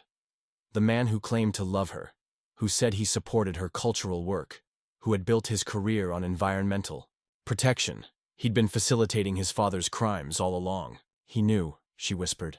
Michael knew what his father was doing, and he helped cover it up. The payments are here too, Emma said, her voice breaking slightly. Dad's been paying Michael's firm substantial consulting fees. Way more than the work should have been worth. The betrayal was complete. Not just William's racism and Patricia's complicity, but Michael's active participation in the systematic exploitation of her people. Every time he'd asked her to try harder with his family, every time he'd minimized his father's behavior, every time he'd chosen diplomacy over defense, he'd been protecting his own criminal involvement. Aiyana's phone buzzed with a text from Michael. Working late tonight. Don't wait up. She stared at the message, wondering if he was actually working late, or if he was destroying evidence, covering his tracks, preparing for the exposure that was coming. What do we do now? Emma asked. Aiyana looked at this young woman who had just destroyed her own family in service of justice, who had chosen moral courage over comfortable ignorance. Now we call everyone. Robert, Sarah, Marcus. We turn over everything to the authorities. And Michael? Aiyana felt something cold and final settle in her chest. Michael made his choice a long time ago. Now I make mine. She pulled out her phone and dialed Robert's number. As it rang, she thought about the storm pattern on her grandmother's loom. The representation of chaos that preceded necessary change. The destruction that made space for new growth. Robert? It's Aiyana. We found it. All of it. And it's worse than we imagined. As she began to describe the evidence, rain started pattering against the coffee shop windows. The storm had finally arrived, carrying with it the promise of upheaval and the possibility of justice. In her apartment, her marriage was ending. At the Bureau of Land Management, corrupt officials were about to be exposed. Across the Southwest, stolen land might finally be returned to its rightful caretakers. The weight of secrets was lifting, replaced by the terrible and necessary burden of truth. Outside, thunder rumbled closer, and Aiyana felt the first stirrings of the woman she was about to become. Not the one who sought acceptance from people who would never see her as fully human, but the one who demanded justice for crimes that had been hidden too long in polite silence. The reckoning was beginning. The reckoning was beginning. 2 weeks later, Aiyana stood in the marble foyer of the Harrison family home, watching William pace before the fireplace like a caged predator who had finally scented the hunters closing in. The monthly family dinner had been moved up, an emergency gathering, Patricia had called it, her voice tight with barely controlled panic. The federal investigation had moved faster than anyone expected. Marcus Yazzie had connections in the U.S. Attorney's Office, and the evidence Emma had provided was so damning that search warrants had been issued within days. Harrison Resort Corporation's offices had been raided 3 days ago. Boxes of documents seized, computers confiscated, bank accounts frozen pending investigation. Michael sat rigid in his leather chair, his face pale and drawn. He hadn't spoken to Aiyana since she'd confronted him about his legal work for his father's projects. The conversation had been brief and devastating, his claims of ignorance crumbling under the weight of his own signatures on documents that had enabled decades of cultural theft. "This is a witch hunt," William announced to the room, his voice carrying the particular outrage of someone unaccustomed to facing consequences. Federal overreach driven by political correctness and activist judges. Patricia sat perfectly composed, on the sofa, her hands folded in her lap, but Aiyana could see the tension in her shoulders, the carefully controlled breathing of someone fighting panic. Emma had chosen not to attend, claiming a sudden flu that fooled no one. The absence of their youngest member hung in the air like an accusation. "The investigation will find nothing because there's nothing to find," William continued. But his eyes kept darting to the windows as if expecting federal agents to come crashing through at any moment. 50 years of legitimate business, above board, completely legal. Aiyana watched her father-in-law perform for his diminished audience and felt a strange detachment, as if she were observing the death throes of a poisonous animal from a safe distance. She no longer feared his disapproval or craved his acceptance. The woman who had stood in this house 2 months ago, desperate to fit in, felt like a stranger. The Canyon Vista development was completely legal, William said, his voice gaining volume as if he could make truth from repetition. All proper channels, all tribal requirements met. Which tribal requirements? Aiyana asked quietly. The question fell into the room like a stone through glass. William's pacing stopped, his attention focusing on her with the particular intensity he reserved for threats to his authority. Excuse me? I asked which tribal requirements were met for the Canyon Vista development, Aiyana repeated, her voice steady despite the hammering of her heart. Because I've been doing research. She pulled out her phone, scrolling to the documents Emma had shared. The Jicarilla Apache Tribal Council has no record of approving the land sale. Their official position, documented in their council minutes, from 1962, was that the land was sacred burial ground that could never be sold under any circumstances. William's face darkened. I don't know what anti-business propaganda you've been reading. I've been reading Bureau of Indian Affairs. Archives, Aiyana interrupted, standing slowly. Tribal council minutes, land transfer records, all public documents, all easily verifiable. Michael finally spoke, his voice hoarse. Aiyana, this isn't the time. When is the time, Michael? She turned to face her husband, feeling something break free inside her chest. When your family has stolen more land, desecrated more sacred sites, profited from more cultural appropriation, that's enough, William said, his voice carrying the authority of someone accustomed to immediate obedience. You're a guest in this house, and you'll show proper respect. Aiyana felt the moment crystallize around her. Every slight, every dismissal, every microaggression distilled into this single confrontation. She thought of her grandfather's stories about boarding school, about the systematic attempt to kill the Indian in him. She thought of her grandmother's weaving, each pattern carrying the weight of cultural survival. She thought of the documents Emma had risked everything to obtain. Respect? She said, her voice carrying across the room with quiet intensity. You want to talk about respect? She moved to the center of the room, claiming space that had never been freely given. Respect would have been acknowledging that my art has cultural significance beyond your ability to comprehend it. Respect would have been understanding that Indigenous people aren't tourist attractions for your resort guests. William's face was flushing red, his hands clenched at his sides. How dare you come into my home and lecture me about respect, Aiyana continued, her voice growing stronger, would have been recognizing that the land your resorts sit on was stolen through fraud and bribery, that every dollar of your fortune is built on the systematic theft of Indigenous sacred sites. You have no idea what you're talking about, William snarled, but there was something desperate in his voice now, the sound of a man watching his carefully constructed world crumble. I know exactly what I'm talking about, Aiyana replied. I know that your father paid tribal members to forge signatures on land transfer documents. I know that you've continued his practices, bribing federal officials to expedite permits for developments on sacred land. I know that your authentic Native American experiences are cultural appropriation designed to profit from the very culture you've spent decades mocking. The room fell silent, except for the ticking of the grandfather clock and William's heavy breathing. Patricia had gone very still, her face pale but unsurprised. Michael looked like he might be sick. Those are serious accusations, William said finally, his voice deadly quiet. The kind that could be considered defamatory. They're not accusations, Aiyana said calmly. They're facts, documented, verifiable facts that are currently being reviewed by federal investigators. William's mask slipped completely then, revealing the rage and hatred that had always lurked beneath his polite racism. You ungrateful savage, he spat. My son marries you out of the goodness of his heart, brings you into civilization, gives you a lifestyle you could never have achieved on your own, and this is how you repay him? By biting the hand that feeds you? The words hung in the air like poison gas, too toxic to ignore or deflect. Aiyana felt the moment stretch out. Infinite, with possibility. She could retreat, apologize, try to rebuild bridges that had never truly existed. She could choose the path of least resistance, the diplomatic silence that had protected her for months. Instead, She chose truth. Savage? She repeated, her voice carrying a quiet power that made everyone in the room sit up straighter. Let me tell you about savagery, William. Savagery is stealing sacred burial grounds to build luxury hotels.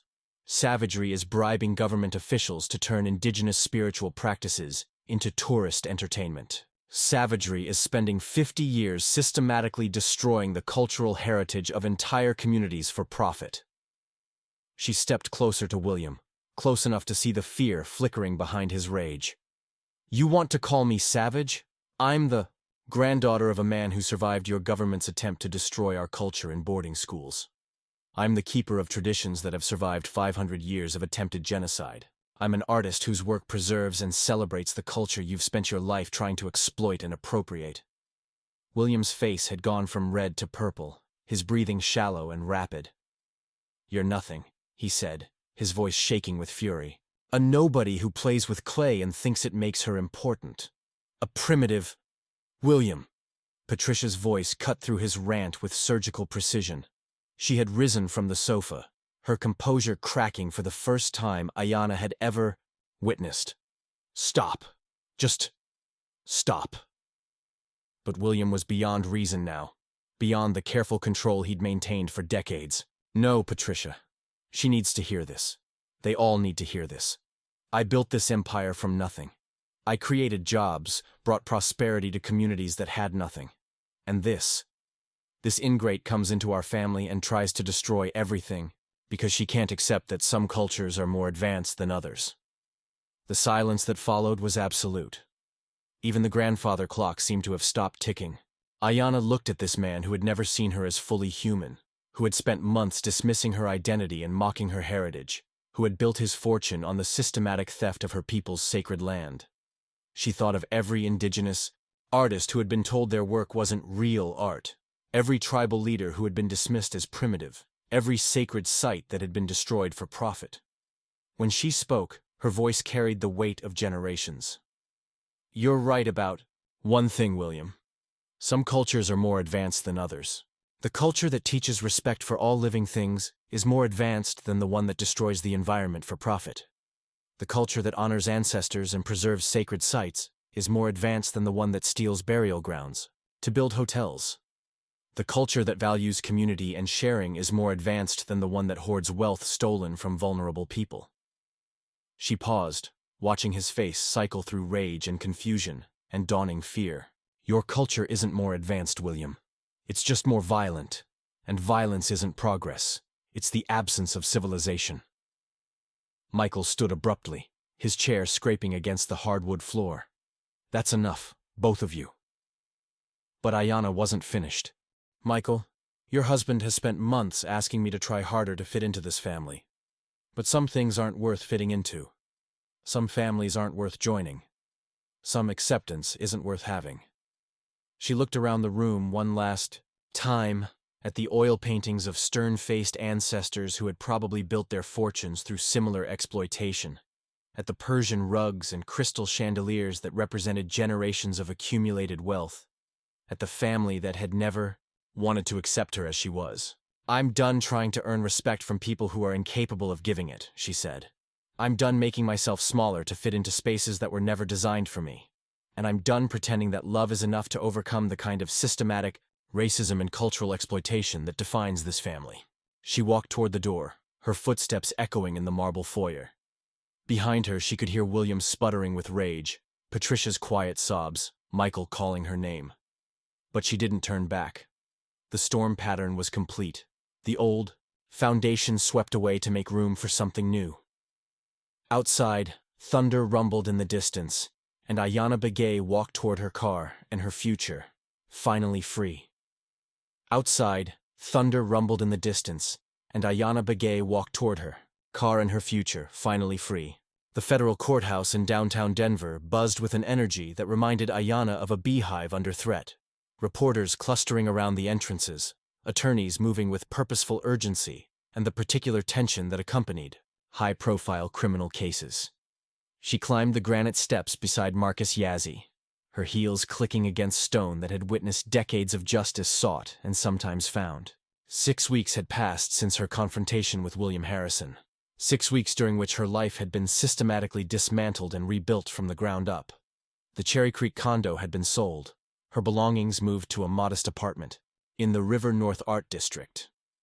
Michael had filed for divorce with the clinical efficiency that characterized all his legal work, citing irreconcilable differences, as if her refusal to tolerate his family's criminal enterprise was merely a personality conflict. "You ready for this?" Marcus asked as they approached the courthouse doors. At 52, the Navajo attorney carried himself with the confidence of someone who had spent 2 decades fighting corporate exploitation through the legal system. His silver-streaked hair was pulled back in a traditional style, and his tailored suit somehow managed to look both professional and defiant. "I've been ready for this my entire life," Aiyana replied, though her stomach churned with nervous energy. "I just didn't know it until recently." The case had exploded across national media faster than anyone anticipated. U.S. Attorney Maria Santos had held a press conference announcing the indictments against Harrison Resort Corporation, William Harrison, Patricia Harrison, and 7 federal employees for conspiracy, fraud, bribery, and violations of the Archaeological Resources Protection Act. The charges painted a picture of systematic corruption stretching back 50 years, involving stolen indigenous land worth hundreds of millions of dollars. Michael had been named as an unindicted co-conspirator, his environmental law license suspended pending investigation. He'd avoided criminal charges by cooperating with federal prosecutors, but his career was over. His reputation destroyed by his association with his family's crimes. Inside the courthouse, the hallways teemed with people whose lives had been touched by the Harrison family's criminal enterprise. Aiyana recognized faces from Robert's activist network. Tribal elders who had fought for decades to protect sacred sites, indigenous artists whose work had been appropriated and mass-produced, environmental lawyers who had struggled against Harrison's developments without understanding the full scope of the corruption they faced. Dr. Sarah Crow Feather appeared, at Aiyana's elbow, her usual academic composure slightly frayed by the circus atmosphere. "The media interest has been incredible," she said, gesturing toward the bank of cameras set up outside the courtroom. "CNN wants to interview you about cultural appropriation.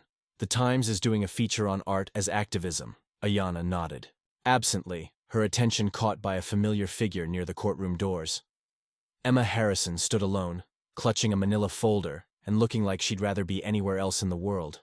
She'd lost weight since turning over her father's files, her face gaunt with the particular exhaustion that came from destroying one's own family in service of justice. "Emma," Aiyana called softly, moving through the crowd toward Michael's sister. Emma turned, her face lighting up with relief and gratitude. "Aiyana, I wasn't sure you'd want to see me." "You're the reason we're here," Aiyana said firmly. "You're the reason any of this is possible." They embraced briefly, and Aiyana could feel Emma trembling with nervous energy. The young woman had become the prosecution's star witness, her insider knowledge and documented evidence forming the backbone of the government's case. But the price had been steep. Her parents had disowned her. Michael wouldn't speak to her, and she faced the prospect of testifying against her own father in open court. "How are you holding up?" Aiyana asked. Emma's laugh was bitter. "I'm living in Sarah's guest room, working at a coffee shop to pay for therapy, and haven't spoken to anyone in my family except you in 6 weeks. So, living the dream." "It gets easier," Aiyana said, though she wasn't entirely sure that was true. Her own adjustment to life outside the Harrison family orbit had been jarring. The sudden absence of financial security, the end of her marriage, the necessity of rebuilding her entire social network from scratch. But it had also been liberating. For the first time since marrying Michael, she could speak her mind without calculating the family political implications. She could create art that challenged rather than accommodated. She could be angry about injustice without being told she was overreacting. "The prosecutors want to prep us one more time before we testify," Marcus said, checking his watch. 15 minutes in the conference room. They made their way through the crowd, passing groups of reporters interviewing tribal leaders and activists. Aiyana caught fragments of conversations, discussions of land rights, cultural preservation, the long history of corporate exploitation of indigenous communities. The case had become larger than William Harrison's individual crimes, evolving into a national conversation about systematic injustice and the ongoing impacts of colonialism. In the conference room, U.S. Attorney Maria Santos spread documents across a long table with the methodical precision of someone building an unassailable case. Santos was a second-generation Mexican-American who had built her career prosecuting white-collar crime, and her reputation for thoroughness had made her the Justice Department's choice for high-profile corruption cases. The defense is going to argue that all land acquisitions were conducted through proper channels, Santos explained, her voice carrying the authority of someone who had prosecuted dozens of similar cases. They'll claim that any irregularities in documentation were the result of poor record-keeping by tribal authorities, not deliberate fraud. She pulled out a photograph of Canyon Vista Resort, Harrison's flagship property built on what had once been Jicarilla Apache burial ground. This is why your testimony is crucial, Aiyana. You can speak to the cultural significance of these sites, help the jury understand that this isn't just about money, it's about the destruction of sacred places that can never be replaced. Aiyana studied the photograph, seeing past the luxury, accommodations and manicured landscapes to the desecration beneath. What about the current projects? Chaco Canyon? Temporarily halted pending the outcome of this case, Marcus replied. But Harrison's lawyers are arguing that the investigation represents government overreach, that stopping legitimate development based on unproven allegations violates their due process rights. Unproven allegations, Emma said, her voice tight with anger. I literally photographed Dad's bribery payments. Which brings us to the defense's strategy regarding your testimony, Santos said, turning to Emma with the gentle firmness she used with vulnerable witnesses. They're going to argue that you're a disgruntled daughter seeking revenge against your father. They'll suggest that you doctored documents, that your evidence is unreliable because of family resentment. Emma's face went pale. But the forensic accountants verified everything. The FBI confirmed the authenticity of the documents. The evidence speaks for itself, Santos agreed. But juries are made up of people with families, people who understand family loyalty. Harrison's lawyers will try to make you look like a traitor. I am a traitor, Emma said quietly. I betrayed my family to stop them from committing crimes, and I'd do it again. The words hung in the air with the weight of absolute conviction. Aiyana reached over and squeezed Emma's hand, feeling the tremor of fear and determination that ran through the younger woman. That's exactly what you tell them, Santos said approvingly. That you chose justice over family loyalty. That some things are more important than blood. A knock on the conference room door interrupted their preparation. A court clerk appeared, looking harried. Ms. Santos, the judge wants to see counsel in chambers. Something about a motion from the defense. Santos frowned, gathering her papers with quick efficiency. Wait here. This shouldn't take long. As the prosecutors filed out, Aiyana found herself alone with Emma and Marcus. Through the conference room windows, she could see protesters gathering on the courthouse steps, a mix of Indigenous rights activists supporting the prosecution and Harrison Resort employees defending their jobs. Second thoughts? Marcus asked. Emma gently. Emma shook her head firmly. No, but I keep thinking about Mom. She's not testifying, took a plea agreement instead. 5 years probation, restitution payments, but no jail time in exchange for her cooperation.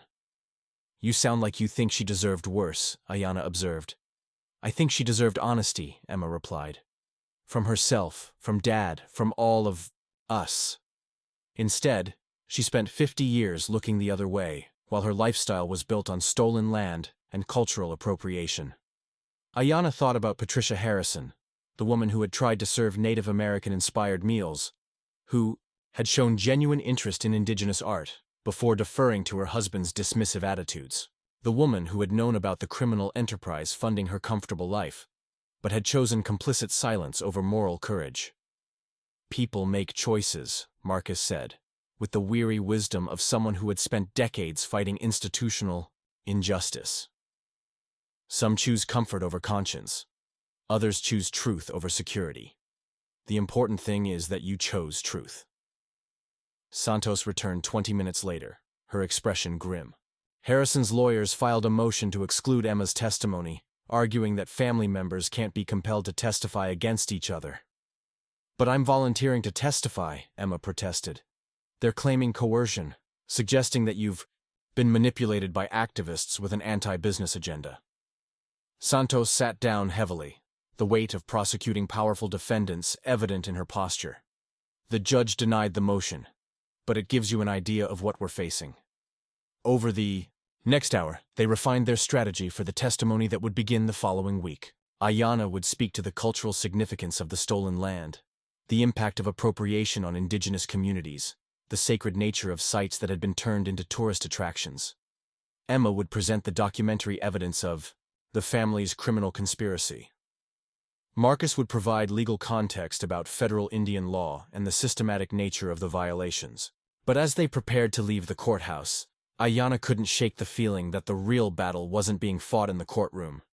Outside, she could see the protesters growing more numerous, the media presence expanding, the circus atmosphere that surrounded high-profile trials intensifying.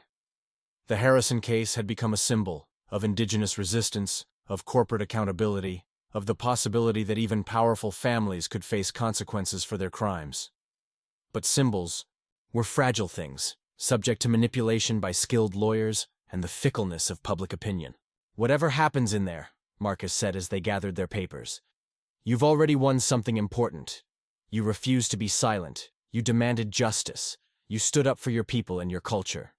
Aiyana nodded, but she knew the victory wouldn't be complete until William Harrison faced the consequences of his crimes, until the stolen land was returned to tribal control, until the systematic exploitation that had funded the Harrison Empire was finally exposed and stopped.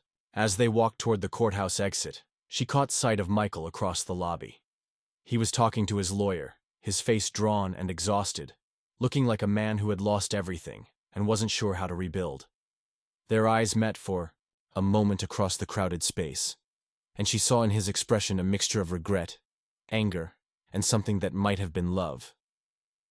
But it was too late for regret. Too late for the kind of love that required her to make herself smaller to fit into his world. The woman who had sought his family's acceptance was gone, replaced by someone who understood that some bridges were meant to be burned, some families were meant to be left behind, some loves were meant to be outgrown. Outside the courthouse, the Denver sky was clear and bright, the kind of autumn day that promised change and new beginnings. Aiyana walked down the granite steps beside Emma and Marcus, heading toward a future that was uncertain, but finally, completely her own. The legal warfare was just beginning, but she was ready for the fight. The legal warfare was just beginning, but she was ready for the fight. 3 months later, Aiyana sat in the witness box of courtroom 12B, her hands steady on the microphone, as she faced the jury that would decide William Harrison's fate. The courtroom was packed beyond capacity. Reporters filled the gallery, sketch artists captured every moment, and representatives from dozens of tribal communities had traveled to Denver to witness what many called the most significant indigenous rights trial in decades. William Harrison sat at the defense table, his silver hair perfectly styled, his navy suit immaculate, but the arrogance that had once defined him had been replaced by the desperate energy of a man watching his empire crumble in real time. Beside him, his legal team, 5 attorneys from one of Denver's most prestigious firms, shuffled papers and whispered urgent consultations. "Ms. Begay," U.S. Attorney Santos said, her voice carrying clearly through the hushed courtroom, "Can you explain to the jury the cultural significance of the land on which Canyon Vista Resort was built?" Aiyana had rehearsed this testimony dozens of times, but sitting here, facing the man who had mocked her heritage for months, the words carried a weight that no amount of preparation could capture. "Canyon Vista sits on what the Jicarilla Apache called Tse-Be-Anziskai," she began, using the traditional name that felt like a prayer in the sterile courtroom, "the place where our ancestors rest." For over 1,000 years, it served as a burial ground and ceremonial site.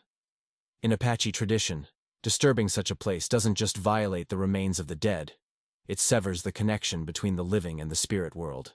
She looked directly at William Harrison as she spoke, watching his face remain impassive while she described the destruction his resort had caused.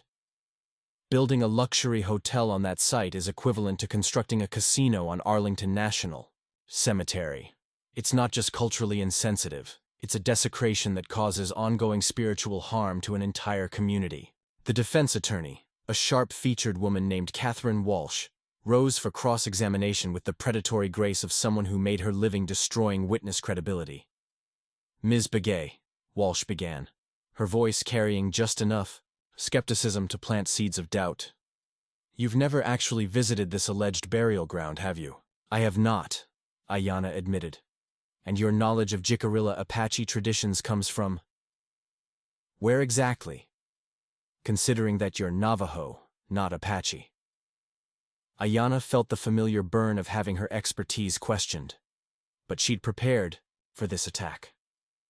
My knowledge comes from 20 years of studying indigenous cultures, from my graduate work in Native American studies, and from consultations with Jicarilla Apache elders who confirmed the sacred nature of the site. Elders who are conveniently unavailable to testify because they're deceased, correct? Elders who died fighting for recognition of their sacred sites while Mr. Harrison profited from desecrating them, Aiyana replied, her voice carrying an edge that made several jurors sit up straighter. Walsh smiled with the satisfaction of someone who had drawn blood. Let's talk about your relationship with the defendant's family. You were married to his son Michael for 3 years, correct? Correct. And during that marriage you benefited from the Harrison family wealth, did you not? Lived in an expensive condominium, attended exclusive social events, enjoyed a lifestyle far beyond what your art career could have provided? The implication hung in the air like smoke, that Aiyana was a hypocrite who had happily enjoyed the fruits of cultural exploitation until her marriage fell apart. I lived a comfortable life, Aiyana acknowledged. I also had no knowledge of how that comfort was funded until I began investigating the Harrison family's business practices. Investigating, Walsh repeated with theatrical emphasis, or conducting a vendetta against your ex-husband's family. Isn't it true that you began this so-called investigation only after Mr. Harrison expressed concerns about your art career at a family gathering? Aiyana felt the moment crystallize around her, the choice between defensive deflection and dangerous honesty. She thought of her grandfather's stories about boarding school, about the courage required to preserve culture in the face of systematic destruction. Mr. Harrison didn't express concerns about my art career, she said quietly. He called my work primitive crafts. He suggested that my cultural heritage was worthless. He treated me like an ungrateful savage who should be thankful for white civilization. The courtroom stirred, and Aiyana could see several jurors leaning forward with increased attention. Those are serious accusations, Walsh said. Do you have any proof that Mr. Harrison used such language? I have witnesses. I have his own words, recorded during his celebration of the Chaco Canyon Development Project. Walsh's confident expression faltered slightly. The recording Emma had made during William's toast at the resort opening celebration had been a devastating piece of evidence. His voice clearly audible as he joked about buying Manhattan for beads and referred to indigenous concerns as politically correct nonsense from people who couldn't build a decent civilization if their lives depended on it. Let's move on, Walsh said quickly. Isn't it true that you've been actively working with anti-development activists to shut down legitimate business operations? I've been working with indigenous rights advocates to stop the illegal appropriation of sacred land and culture, Aiyana corrected. If that threatens Mr. Harrison's business operations, perhaps he should examine the legality of those operations. The cross-examination continued for another hour, Walsh attacking Aiyana's credibility from every angle: her failed marriage, her association with activists, her financial motivation for opposing Harrison's empire. But with each attack, Aiyana felt herself growing stronger, more certain of her purpose. When she finally stepped down from the witness box, she caught sight of familiar faces in the gallery. Her grandfather Joseph had made the journey from the reservation, his weathered face proud and determined. Robert sat beside him, along with dozens of tribal leaders and activists who had fought similar battles against corporate exploitation for decades. But it was Emma's testimony the following day that delivered the most devastating blow to William Harrison's defense. Michael's sister took the witness stand with the particular gravity of someone who had chosen justice over family loyalty, truth over comfort. My father kept meticulous records, Emma testified, her voice steady despite the tears streaming down her face. He was proud of what he called his acquisition strategies. He showed me documents, explained how they'd identified tribal members who could be bribed to forge signatures on land transfer agreements. The prosecution presented document after document: the bribery letters, the forged signatures, the payments to corrupt federal officials, the systematic nature of the Harrison family's crimes stretching back 5 decades. William Harrison's face remained impassive throughout his daughter's testimony, but Aiyana could see the calculation behind his eyes. The man who had built an empire through exploitation and intimidation, realizing that his own child had become the instrument of his destruction. The trial lasted 6 weeks, each day bringing new revelations about the scope of Harrison's criminal enterprise. Federal investigators had uncovered similar patterns of fraud across the Southwest: dozens of resort developments built on stolen Indigenous land, hundreds of millions of dollars in profits generated through cultural appropriation and systematic bribery. When the jury returned after 3 days of deliberation, the courtroom was so quiet that Aiyana could hear her own heartbeat. The foreman stood, a middle-aged rancher from Colorado Springs whose weathered face gave no hint of the verdict to come. On the charge of conspiracy to defraud the United States government, we find the defendant William Harrison guilty. The word guilty seemed to echo through the courtroom, followed by a collective exhale from the gallery. But the foreman wasn't finished. On the charges of bribery of federal officials, guilty. On the charges of violating the Archaeological Resources Protection Act, guilty. On the charges of fraud in connection with land acquisitions, guilty. Guilty, guilty, guilty.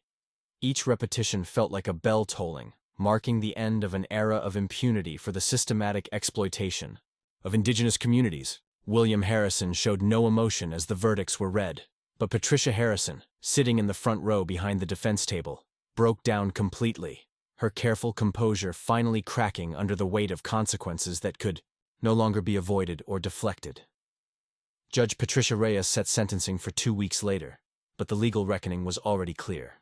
Harrison faced 20 years in federal prison, the seizure of his entire business empire, and restitution payments that would likely exceed $500 million. Outside the courthouse, Aiyana found herself surrounded by reporters, cameras, and supporters who had followed the case from around the country. Questions flew from every direction: about the significance of the verdict, about Indigenous rights, about the future of the seized Harrison properties. But it was Marcus Yazzie who provided the most important perspective, his words carrying the weight of decades spent fighting for tribal justice through the legal system. "This verdict doesn't just hold one man accountable for his crimes," told the assembled crowd. "It sends a message that the systematic theft of Indigenous land and culture will no longer be tolerated. It establishes precedent that sacred sites have legal protection, that cultural appropriation has economic consequences, that even the most powerful families cannot operate above the law." As the crowd dispersed and the media circus began to wane down, Aiyana found herself standing on the courthouse steps with the people who had made this victory possible. Emma, who had chosen truth over family loyalty. Robert, who had provided the initial evidence that started the investigation. Dr. Sarah Crow Feather, who had lent academic credibility to their claims. Marcus, who had navigated the complex legal system that so often failed Indigenous communities. And Joseph Begay, whose presence reminded her that this fight had been going on for centuries, that the victory they'd won today was part of a much larger struggle for justice and recognition that would continue long after the headlines faded. "Your grandmother would be proud," he said quietly, his weathered hand covering hers. "She always said the patterns reveal themselves to those who know how to look." Aiyana thought about the storm pattern on her grandmother's loom, about the chaos that preceded necessary change, about the destruction that made space for new growth. The Harrison family empire was collapsing, its stolen wealth being redistributed to the communities it had exploited. Sacred sites would be returned to tribal control. A legal precedent had been established that would protect Indigenous lands and culture from future exploitation. But perhaps most importantly, she had found her own voice. Not the one that sought approval from people who would never see her as fully human, but the one that demanded justice for crimes that had been hidden too long in polite silence. As the Denver skyline stretched out before them in the late afternoon light, Aiyana Begay stood surrounded by the community that had helped her transform from victim to advocate, from someone seeking acceptance to someone demanding change. The reckoning was complete, but the real work was just beginning. The reckoning was complete, but the real work was just beginning. 1 year later, Aiyana stood before a wall of windows in what had once been the executive conference room of Harrison Resort Corporation, watching the morning sun paint the Front Range in shades of gold and amber. The building that had housed William Harrison's empire for 3 decades now served as the headquarters for the Indigenous Land Recovery Foundation, the nonprofit organization she had established using funds from the federal restitution settlement. The transformation had been deliberate and symbolic. Where corporate lawyers had once plotted the acquisition of sacred sites, tribal attorneys now worked to return stolen land to Indigenous communities. Where marketing executives had crafted authentic Native American experiences for tourist consumption, cultural preservation specialists developed programs to protect and revitalize traditional practices. Where William Harrison had displayed fake tribal artifacts mass-produced in overseas factories, the walls now featured work by contemporary Indigenous artists whose pieces carried the weight of authentic cultural expression. "The openings in 3 hours," Emma Harrison said, appearing in the doorway with the particular energy of someone who had found purpose after years of drift. "The caterers want to know if we need the tables moved." Emma had been working as the Foundation's community outreach coordinator for 6 months, her anthropology background and intimate knowledge of corporate exploitation making her uniquely qualified to help tribal communities navigate the complex process of land recovery. The work was difficult and often thankless, but it had given her a way to atone for her family's crimes while building something meaningful from the wreckage of her fat, to understand what you understood all along, that some things are more important than being comfortable. As Patricia left, disappearing into the Denver night, Aiyana reflected on the strange circularity of justice. The woman who had once served culturally appropriated meals while dismissing Indigenous concerns was now trying to atone for decades of willful blindness. The building that had housed a criminal enterprise was now dedicated to cultural preservation. The wealth built on stolen land was being used to return that land to its rightful caretakers. Emma appeared beside her as the last visitors departed, both women tired but satisfied with the evening's success. 12 pieces sold, Emma reported, 3 interviews scheduled for next week, and the piece about Chaco Canyon has been requested for the Smithsonian's upcoming exhibition on Indigenous resistance. "Good," Aiyana said, though she was thinking less about the commercial success than about the conversations she'd witnessed throughout the evening. Young Indigenous artists talking with elders about traditional techniques, tribal leaders discussing land recovery strategies with legal advocates, community members seeing their stories represented in spaces that had once excluded them entirely. As they turned off the gallery lights and prepared to lock up, Aiyana took one last look at the space she'd created from the ruins of the Harrison Empire. Tomorrow would bring new challenges: funding applications for the foundation, legal battles over additional land recovery cases, the ongoing work of cultural preservation and community building that never ended. But tonight, in this building that had been transformed from a symbol of exploitation into a center of resistance, surrounded by art that celebrated survival and authenticity, Aiyana Begay felt the deep satisfaction of work that honored both her ancestors and her descendants. The storm pattern was complete, the old foundations swept away to make room for something new. And in the morning, the real work would continue, the daily practice of building a more just world, one reclaimed voice at a time. Outside, the Denver skyline glittered under a vast western sky, and somewhere in the mountains beyond, the spirits of her grandmother and grandfather watched over the work of their granddaughter, who had learned to weave justice into the fabric of her art and her life. The weight of words had been lifted, replaced by the power of authentic voice, and that power, once claimed, could never again be taken away. Up next, you've got 2 more standout stories right on your screen. If this one hit the mark, you won't want to pass these up. Just click and check them out. And don't forget to subscribe and turn on the notification bell so you don't miss any upload from us.